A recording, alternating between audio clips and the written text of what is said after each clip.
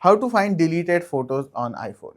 In the iPhone, if I go to photos and let's say this is a very cute dog, if I accidentally delete this photo, what happens to it? Well, it has gone away from the library, but what can I do about it? Go to files.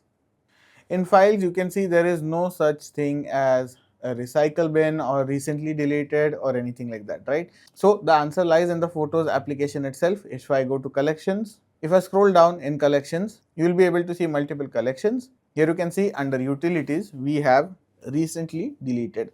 Well, there are multiple things, but we'll go to recently deleted. In recently deleted, if I view the album, I'll have to put in my password. And once I put in my password, you can see there are two photos that I have recently deleted.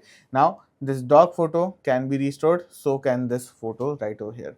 Now, you need to know that every photo that has been deleted, it will automatically come to recently deleted, and after 30 days, it will automatically delete. So, once 30 days are up, nothing can be done.